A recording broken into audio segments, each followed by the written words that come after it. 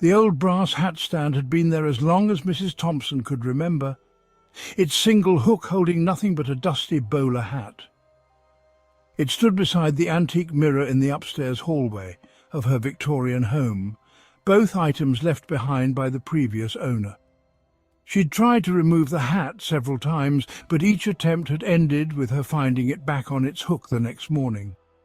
The mirror itself was a beautiful piece, ornate silver frame decorated with twisted vines and thorny roses stretching from floor to ceiling. But there was something off about it. Sometimes when Mrs. Thompson walked past late at night, she could swear the reflection lagged a fraction of a second behind her movements. Her granddaughter April was the first to notice something truly strange. During her weekend visit, the 12-year-old had pointed out that the bowler hat in the mirror wasn't black like the real one, but dark green. Mrs. Thompson had dismissed it as a trick of the light. Then the disappearances started. First, it was Mr. Watson from next door. He'd helped Mrs. Thompson hang a painting one evening, briefly glancing at himself in the mirror before leaving. The next day, his wife reported him missing. A week later, the mail carrier vanished after delivering a package. Security footage showed her walking up to Mrs. Thompson's porch, but never leaving. Mrs. Thompson began to notice other oddities. The mirror seemed to ripple sometimes, like water disturbed by a gentle breeze. And the hat would change positions on its hook, rotating to face different directions when no one was looking. One night, unable to sleep, she crept to the hallway with a flashlight. The beam revealed something that made her blood run cold. While her reflection showed her holding the flashlight in her right hand, the mirror version held it in its left. She backed away slowly, heart pounding. As she moved, her reflection stayed perfectly still, staring at her with an unsettling smile. Then it reached up and took the green bowler hat from its hook. Mrs. Thompson tried to run, but her feet wouldn't move. The reflection stepped forward, pressing against the glass from the inside. The green bowler hat now perched jauntily on its head. The glass began to bulge outward like a membrane stretching to its limit. Mrs. Thompson watched in horror as her reflection's arm reached through the rippling surface, extending into the real world, clutching the hat. She screamed, but no sound came out. The arm grabbed her wrist with impossible strength, its touch ice cold. The last thing Mrs. Thompson saw was her reflection's face, now twisted into something inhuman as it pulled her toward the mirror's surface. The glass rippled like mercury as she was dragged through, her final silent scream lost in the mirror's depths.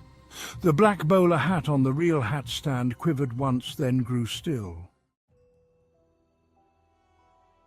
The police found Mrs. Thompson's house empty the next morning. The mirror was still there, pristine as ever, but now it showed a strange collection of faces that would appear and fade away. Mr. Watson, the mail carrier, Mrs. Thompson, and countless others, their expressions frozen in eternal terror. Each one wore the same dark green bowler hat. New families moved in and out over the years, each leaving abruptly without explanation. The mirror remained, claiming new victims who gazed too long at their reflections. The black bowler hat maintained its vigil on the brass stand, waiting for the next person who would see its true color in the mirror's depths.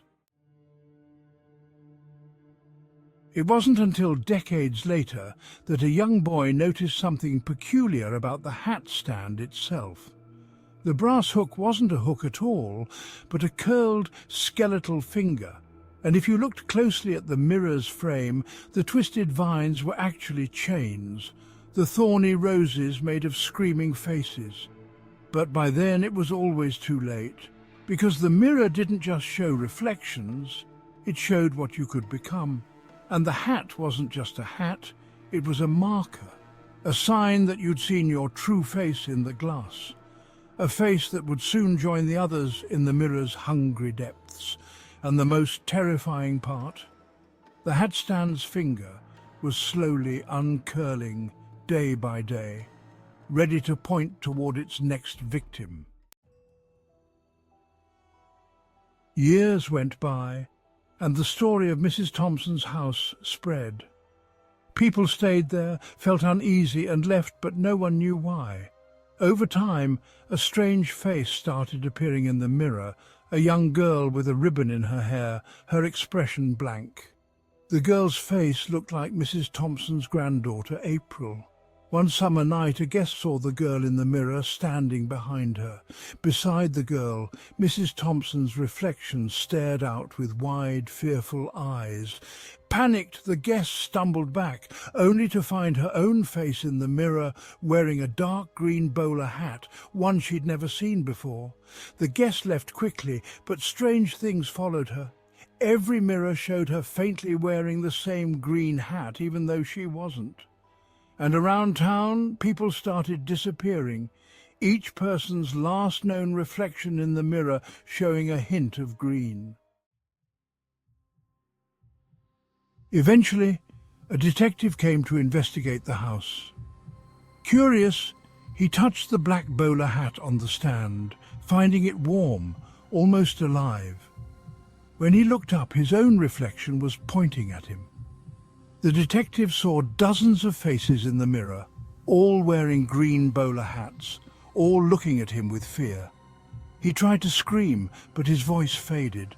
All that remained was his face, now trapped inside the mirror with the others.